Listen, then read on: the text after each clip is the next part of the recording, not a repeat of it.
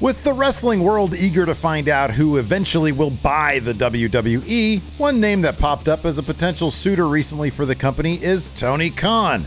Although the likelihood of Khan purchasing the WWE seems low, it would create an interesting dilemma for the AEW owner. What would he do with the rosters? Keep them separate or merge them? We might now have that answer as Khan talked hypotheticals in a recent interview. Hey, friendo, Steve here. Hey, Larson. So, Larson, Tony Khan, if he buys WWE, big question. What would he do? What did he say in this recent interview? So this is on Bex and Buster.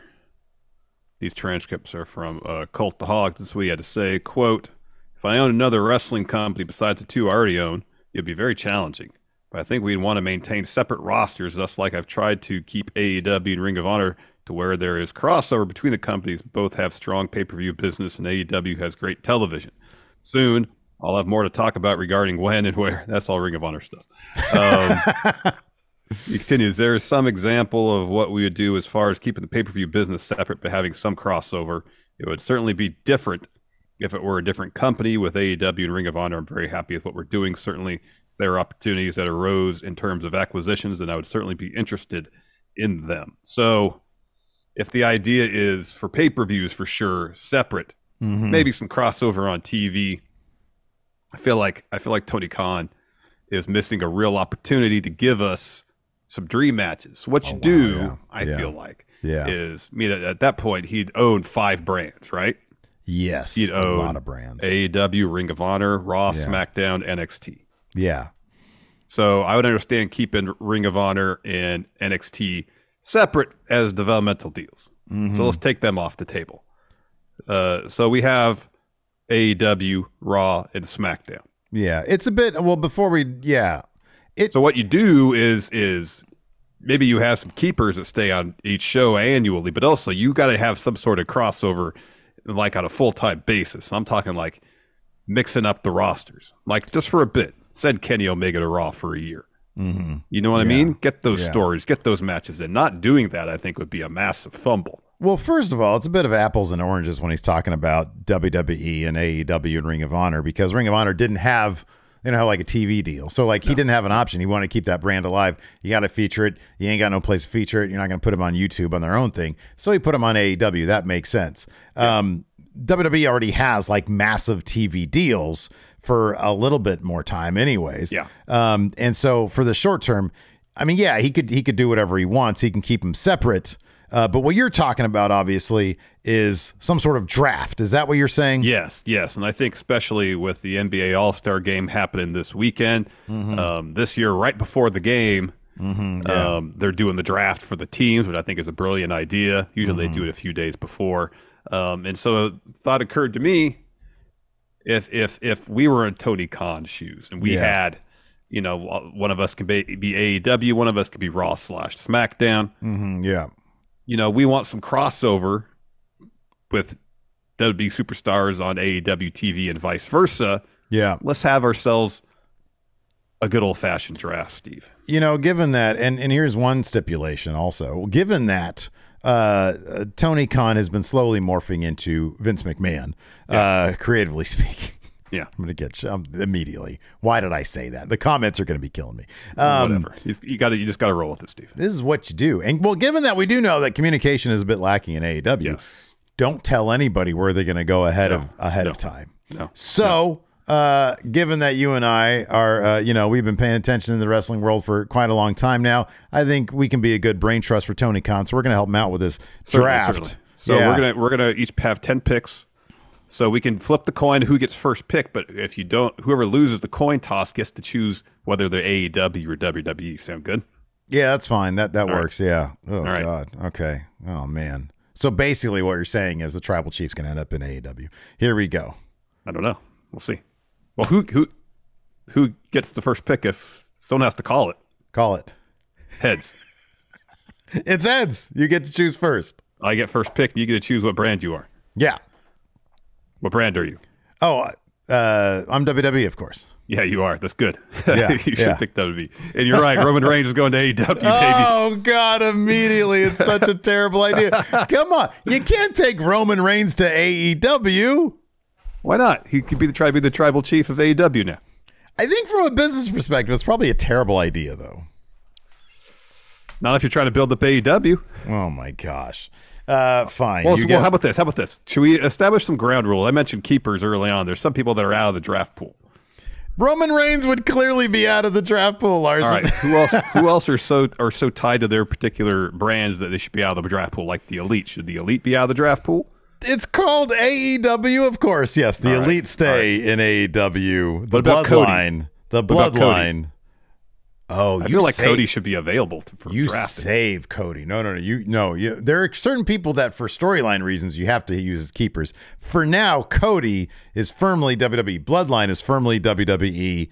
All right, then Mox is firmly AEW. Then Mox is firmly AEW. Yeah, because Mox, I could see. Yeah, there's definitely a Cody Mox connection there. What about Becky, Charlotte? I would say Becky and Charlotte stay WWE, and because of that, like, Seth can't go to AEW just yet, so Seth stays WWE. Wow. Yeah, and AEW keeps Jade and Britt Yeah. All right. Wow. All right. Besides that, all right, everything's on the table. Everybody else is available. Who do you pick first for AEW? Man, now I feel like, all right. Got a tall task ahead of you. I do. I know who I'm going to pick. I feel pretty good about this. With the number one pick, who goes to AEW, Larson? Bianca Belair. Bianca Belair. Okay, but let me ask you this. Are we booking the show? Yeah. Oh, okay. Then that's fine. Yeah. Okay. You better hope so, because if Tony's booking that shit, Bianca Belair is going to be in catering, buddy. All right, so in the second overall pick, WWE's first pick, they are going to choose. Wait, is Brock available? Yeah, Brock is available, I guess. I don't want Brock Lesnar. He's only there 4 times a year. We can bring him over to AEW if you want him. For my first pick, WWE chooses. Oh man, I'll bring. She's shit. Hangman Adam Page. Oh, wow. Well, he's elite. He's elite, isn't he? Yeah, is he elite? Hangman's fine. No, that's fine. You can't have too many keepers, because then it's not as interesting. You're right about that, buddy. All right. Good pick. Hangman Page. Good pick. Hangman Page goes to WWE. Next, I'm going to take... I want dream matches, and I feel like this is a dream match that needs to happen, and so I'm going to take the New Day. Oh, okay. So we can get New Day versus the what? Elite. I think that's a great idea, because the New Day has done everything there is to do in WWE, and so you get New Day versus Elite. That's what this is about: making both rosters better, giving us some dream matches. Yes. I am going to then bring from AEW. Oh, you know what? You know who's coming home? Samoa Joe. Oh, great. Samoa Joe is coming home to WWE. I think there's a lot of unfinished business there. God, I'm really tanking this draft right now, aren't I? No, Samoa Joe's a great pick. Yeah, he's great, but we already seen him a lot where he's been at. But it kind of feels like in WWE, he barely scratched the surface of what he could do. Go ahead. What? No, go ahead. Oh, all right. Wait, no, can I not get Samoa Joe and get somebody else instead? Sure, if you really want Acclaimed. To. I'm bringing the Acclaimed to WWE. I think that's a great trade for the New Day, by the way. All right. Next up, I'm gonna take Imperium. Whoa, that hurts, man. That really hurts. All right, that's a good one. Get Gunther over there wrestling some AEW/PWG style matches. Oh wow.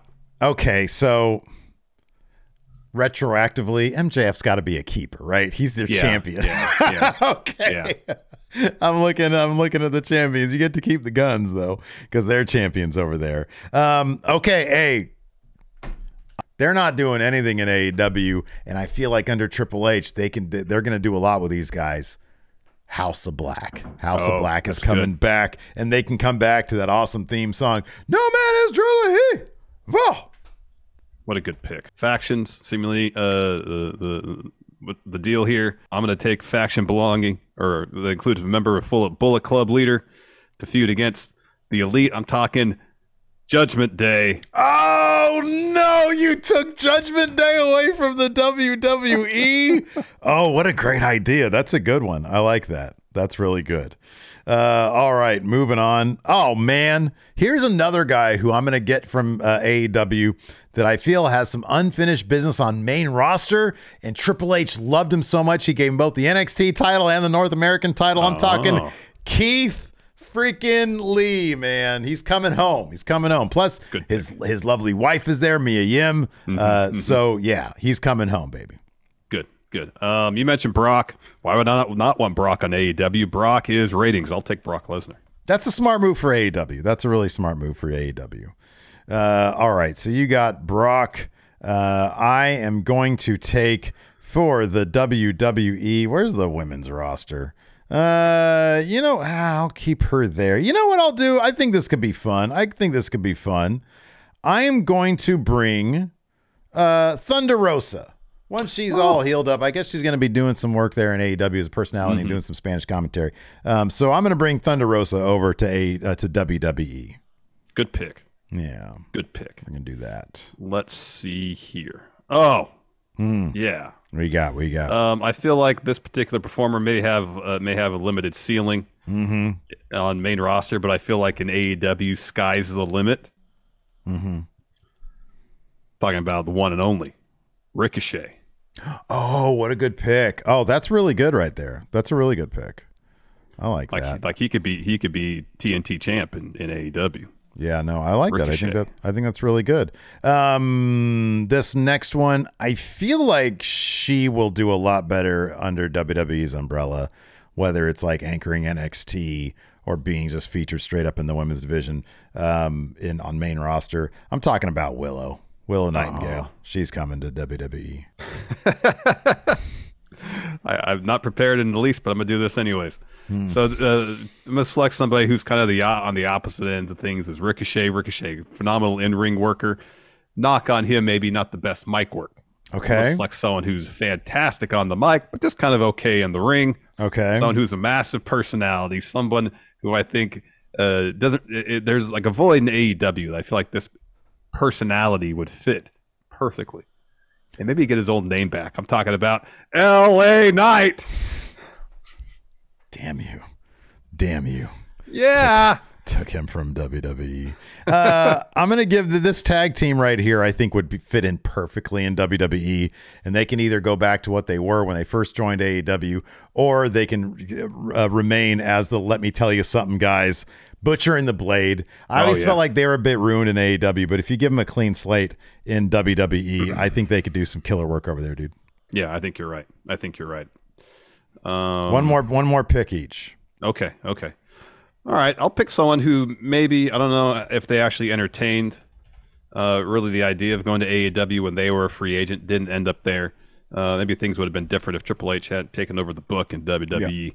Yeah. But someone who spent a lot of time in PWG, someone who definitely fits in terms of the in-ring perspective, what AEW does. Talking about John Gargano. Oh, okay, all right. I mean, his main roster run thus far hasn't been terrible, but also hasn't really been much to write home about. So let's have John and Candice come over to AEW. You know, what you really should do is just bring DIY over there, or The Way. The Way. Yeah. All right, my last one. Oh boy, this is a heavy hitter. Larson, the Revolution will be televised. Ricky Starks is coming to WWE. Oh, there you go. I'm going to grab him mid-feud with Jericho and just bring him over to WWE. Hey, man, I think we both did really good. I think we strengthened both WWE and AEW brands. Yeah. This is all just fun fantasy matchup, pipe dream stuff, because there's no way that the Khan family is going to get WWE. But it's fun stuff to talk about. Anyways, let us know in the comments below, who would you draft from one brand to another draft? How would you go? How would this go down? Let us know in the comments below. Do us a huge favor, hit that thumbs up, hit that subscribe button. Thanks for watching, everybody. We appreciate it. Until next time, we'll talk to you later. Goodbye.